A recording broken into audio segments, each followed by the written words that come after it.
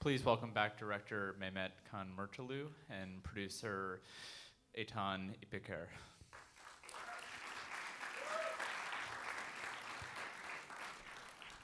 All right. I'd like to begin by asking about the writing of the film and sort of what are the origins of this story. It seems quite. It seems to have a kind of political, satirical resonance, but I'm curious about where it came from. Tabii ki. Yani aslında birkaç etmeni var bu senaryoyu yazmamın. Yani politik bir şeyden ziyade ben Taşra'da doğup büyüdüm. Orada benim evlat edinilmiş arkadaşlarım vardı ve bunun bir tabu olduğunu çok aşinaydım. Türkiye'de evlat edinmek bir tabu değil ama özellikle üreyebilme yetisi bir tartışılan bir mesele. Ben de bunun üzerine bir resmi tarih ve diğer hakikaten gerçek yaşanmış tarih arasında zıtlıkların günümüze nasıl ulaştırıldığını bir şekilde böyle bir eser üzerinden irdelemeye çalıştım. It wasn't actually inspired by anything. It was actually something that I lived through. I was brought up in a rural area and had friends and people that I knew who were actually adopted. So I tried to bring to life something that I was actually very close to. And I think some of our audience are familiar with some films shot by your cinematographer, Marius Pandaru, such as some of the films of Corneliu Porumboiu, for instance. And although you are Turkish, the Romanian New Wave has been evoked often in regard to this film. Could you say a bit about your collaboration with your cinematographer? The film has quite a distinctive palette, I think. So maybe could you say a bit about how you arrived at this? Ya Marius filme ilk dahil olan kişilerden biriydi, görüntü yönetmenimiz. Yani Romanya ve Türkiye kültürü çok yakın aslında. Çünkü ikisi Osmanlı Devleti çatısı altında yaklaşık 300 seneden fazla bir arada yaşamış iki toplum olduğu için ben Roman sinemasını da çok severim. Çok aşina görüyorum kendi Türkiye'deki yaşadıklarımıza. Çok derin bir akrabalık seziyorum. Bu şey istersen devam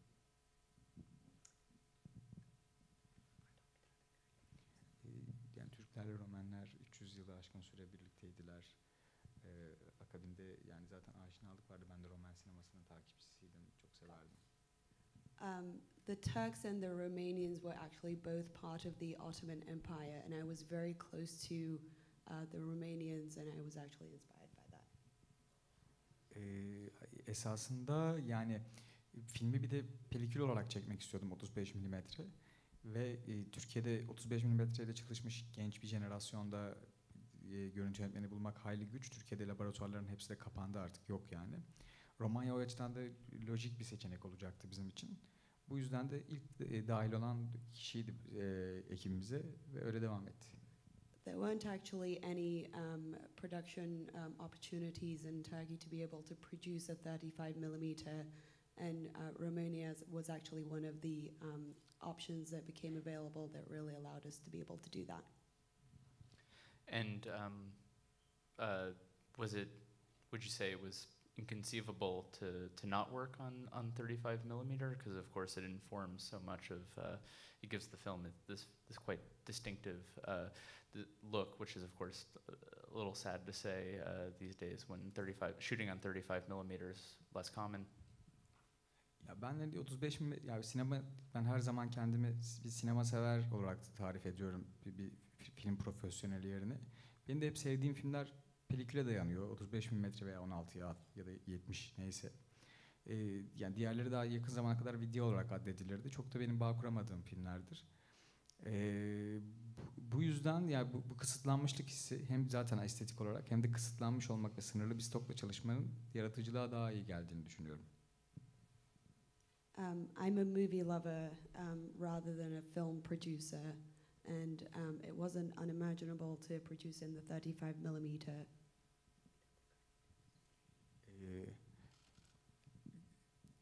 Ben hani film profesyoneli değilim, hani bir prodüser değil, yani bir yönetmen olarak kendimi addetmiyorum. I'm not a producer. I'm rather a film lover.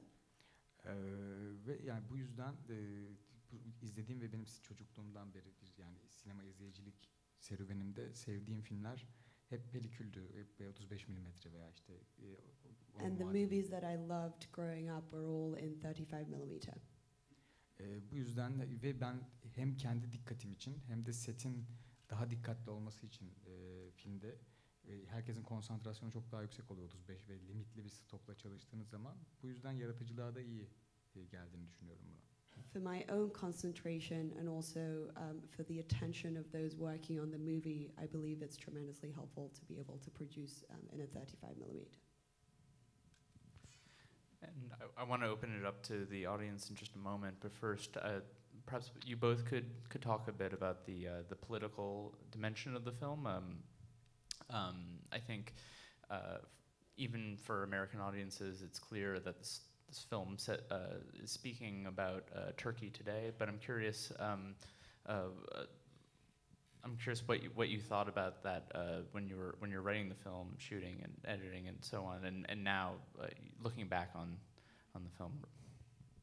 Ya esasında bunun hani Türkiye'ye tabii ki Türkiye'de geçiyor ve Türkiye'de yaşayan biri olarak daha aşinayım ama bu dünyanın herhangi bir yerinde geçebilecek bir şeydi bence. Bu temada olmayabilirdi ama geçebilir her bir taşrada. Burada Salt Lake City'de mesela Mormonlu bir aile de olabilirdi. The film is based in Turkey, but this story could have taken place in anywhere in the world. It could have been in a Mormon area of Salt Lake City even. It could have taken place anywhere. Yani esasında ya biraz bu hakikatin yeniden böyle işte bu sıralar çok gündemde olan şey meselesine biraz da değiniyor film. Daha önce çektik biz ama hani bu post-truth meselesi ve şey böyle gerçekliğin nasıl sabote edildiğine dair. Ya burada da görüyoruz işte okuyoruz yani buradaki başkanın demeçlerini vesairesini. Yani böyle herkes bir sahte bir geçmiş ve inşa etme hevesinde. Bunun ve Türkiye'deki tezler. Türkiye'de bundan ayrıksı bir yer değil. Ben de bunu kendi coğrafyamda bir versiyonunu yapmaya çalıştım. This is something that we see everywhere in the world, even with the current president in the States. Everyone is trying to create their own fake reality in a way, and I try to really portray that in the movie. Yeah, the film definitely has, I think, a political dimension to it, but I also would agree with Mehmet Can that it's, it's not. There are many. I would say that the film is very local, and from that, just or even to the songs that are used or the characters, to specific details. But I think in our mind, it was never just like about a specific situation in Turkey. And we were trying to go beyond that. So we have time to take some questions from the audience. Do we have any out here? Yeah. For those who couldn't hear, it's a question about where the sense of humor in this film falls in the spectrum of Turkish humor, I guess. Ben bunu daha evrensel bir humor olduğunu, hatta belki biraz daha zorlayabilirsek İskandinav humoruna yakın olabileceğini düşünüyorum. Yani Türkiye'ye bir spesifik böyle Türkiye özelinde bir humordan bahsetmek bence hani en azından sinema tarihimiz açısından güç. Ama bunun daha böyle ben etkilendiğim çok fazla yönetmen vardır çeşitli coğrafyalardan yani. Bu İskandinav olmak zorunda da değil. Uzak Doğu olur vesaire olur. Bu da aslında Türkiye'de bambaşka bir soap opera var. Aslında Amerikan dizilerinden çok farksız değil, belki onu söyleyebilirsin. I think it's more of a universal humor, or even maybe close to Scandinavian humor as well. Ya şey böyle hani böyle bir Türkiye'de hani böyle mainstream komedi falan var ama o da çok cıvıklık ve bayağılık üzerine, yani onu söyledim aslında. There's a lot of mainstream comedy in Turkey, but it's pretty lax and not really lax and not really representative of this movie. So this is more of a universal movie, not just depicting the humor in Turkey.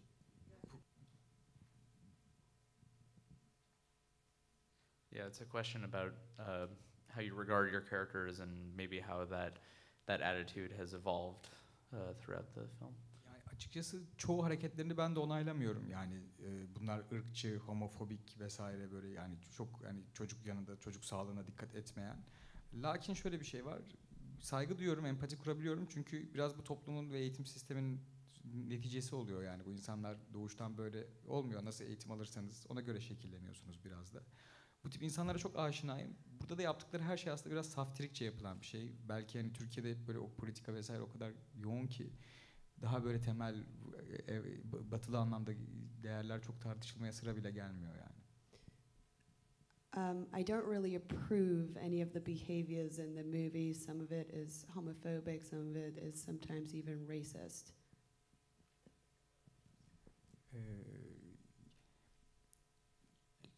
Onların hani hiç bu bir anda olmuyor. Bunları şekillendiren eğitim sisteminin yozluğu ve bu insanları o açıdan empati kurabiliyorum gayet. But I don't really judge them. I do to a certain degree respect them because it's really a result of them not being educated. Aslında bunlar iyi eğitim almış ama bu yani ki bunlar biri öğretmen biri de gayet aslında vergi dairesinde memuru ama yine de yani bu tip böyle özellikle batıda çok daha hani aksi teklif daha edilemeyen şeyler Türkiye'de özellikle Taşra'da bir halk ağzında çok kolay yer bulabilen şeyler. And it's really ironic because if you look at the two main characters, they are relatively well educated. One of them is a school teacher, and the other one works in the State Department related to the tax department. But in Turkey, in the rural areas, some of these common sort of homophobic or racist behaviors do become part of life. And acceptable. Towards the back. Yeah. She was saying there was a scene, I believe, related to CNN, Turkey CNN, and it was a scene that you saw in the background, and whether you can interpret more about that scene. Bu tip memur çiftler için veya herhangi alalede bir Türk çifti için yani akşam Türkiye televizyon kuşağında ya dizi vardır ya Survivor yarışması vardır ya da şey vardır yani açık oturum vardır sürekli bir didişme vardır konu ne olursa olsun yani manavdaki biber fiyatından tutun da çok daha radikal bir başkanlık seçimine dahil her şey. Ben de onu orada aslında olayın içeriğinden ziyade oradaki iki akademisyen onlar böyle ve bilindik akademisyenler Türkiye için bir akademisyen bir gazeteci. Onların oradaki seviyesizleşmeleri ve yani adamın da umurunda değil, hiç kimsenin belki umurunda değil oradaki didişme ve saygısızlık. Onu o açıdan seçtim aslında. Spesifik temadan ötürü de değil. In Turkey, if you take a closer look at what's going on in the household, and especially a household where there are two civil servants, in the background on TV, you'll always see either an episode out of Survivor or a really like cliche soap opera going on, and this is pretty common. You'll always have two people in the background on TV that are debating something, and there's constant sort of give and take or struggle. And again, this is part of normal life. And when I was picking out that particular scene from CNN, is really to bring that piece to life. That is always something that's in the background going on. It's a question about financing for films in Turkey and the role of the Turkish censorship board. Yani her ülke kadar zor. Tabii ki yani hani hiç şeyle kıyaslamıyorum bunu. İskandinavya ile falan kıyaslamıyorum ama şey yani bizim bölgemizde İsrail'de bir örnek buna. Sansürün çok olduğu bir yer orası da. Yani bizde zor ama yani bunun aşma yöntemleri var. Ben mesela bu film yüzünden, bu film bakanlık destekliydi. Çektik, sonrasında onayladılar. Yani bakanlığın onayıyla bir sürü yerde gösterildi vesaire. Yani bir sıkıntı, vizyona girdik bir sıkıntı ama yani tabii ki bir sıkıntı var. Yani yok diyemem. Ama günden güne değişen bir gün mesela daha böyle bir temasına çok değişiyor. Mesela bir ara Kürt sinemacılar çok destekleniyordu. Şu an hepsi otomatik red alıyor. Mesela bakanlıktan. Ya da şu an böyle bir işte o hali var Türkiye'de. Bu yüzden böyle bir sürü sinemacı destek alamadı son durumda. Düzelmesini ümit ediyoruz ama çok da parlak değil her yer gibi. I'm not gonna lie, it's not as easy to get funding like it would be in a Scandinavian country. Countries like Turkey or Israel, as you mentioned, or other Middle Eastern countries do struggle with this, and to a certain degree there is censorship going on. However, there were ways to be able to get around that. For instance, our movie was blessed eventually by the ministry in Turkey as well. And we found sort of creative ways to be able to get around that.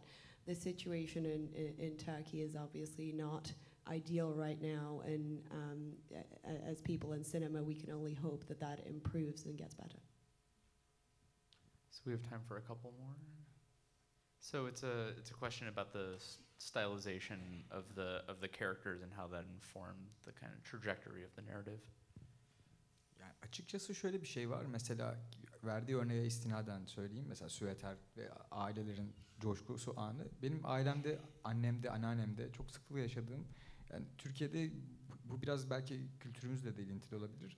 Böyle bir bebek kıyafeti, bebek böyle cicilik vesaire böyle bir şey, çok grotesk coşkular yaratılır. Burada benim aslında agresiflikten ziyade biraz gözlemleme biçimim bu diyebilirim bunu. Hani hususi olarak tabii ki böyle bir geriden bakıp olduğunu göstermeye çalışıyorum ama bunu hani onları da yargılamak ve tepeden bakmak gibi bir amacım yok. Sadece benim gözlemlerime dayanan, hakikaten bunlar çok istisnai şeyler olmadığını söyleyebilirim.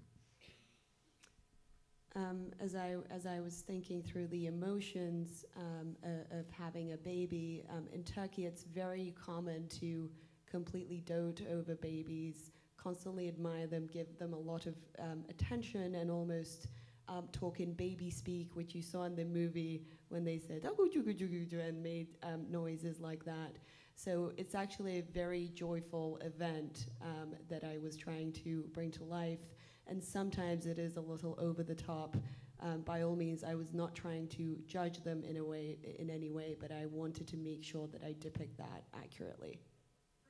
Ya çirkinlik de göreceli olabilir. Yani bu bana çok çirkin gelen yerleri var tabii ki. İnkar etmeyeyim. Ama normalde çok çirkin addedilebilen yerler bana saftirikçe geliyor biraz. Yes, you may think that it's very vulgar, but some of those characteristics that you're seeing, I think, are coming from a place of being naive and not knowing. Sonuyla ilgili bir şey diyeceğim bir de. Sonunda sormuştu çünkü. Yani sonunda işte Şalyapin çalıyor. Mesela ve yani işte suicidal mı dedi, intiharla ilgili bir şey mi vesaire. Yani bunu çok aslında her yerde benzer şeyler söylüyorum. Yani az evvel ilk başta söylediğim gibi yani bir film sever olarak tanımladığım için ben mesela bir film izlediğim zaman ve böyle izliyorum filmi, aklıma sorular oluyor. Bir yönetmenin röportajını okuyorum mesela Film Comment dergisinde. Bir done veriyor belli bir sahne hakkında. Ben çok öfkeleniyorum çünkü tamamen başka bir şey düşünmüş oluyorum ve daha iyi oluyor benim düşündüğüm şey. Ondan kendisinin düşündüğü şey daha iyi de olabilir. Ben hani bir yönlendirme yaparak diğer insanların ve onların görüşünü sınırlandırmak istemem burada. You also asked about the end of the movie, and that's why in the beginning I wanted to particularly mention that I'm a movie lover. And when I read film critics, I sometimes have the exact opposite opinion of what they write. And I respect that. Sometimes I feel like my opinion is better, and sometimes I think theirs is as well. And that may be your interpretation of the end of the movie as well. And that's what makes it beautiful. So it's okay for us to have different opinions. It's yeah. I think we're at an impasse here. Okay, we have time for one more, and yeah. So I think it's a question about the spectator thinks that the film has a kind of cynical anthropology, and I'm not sure I got that.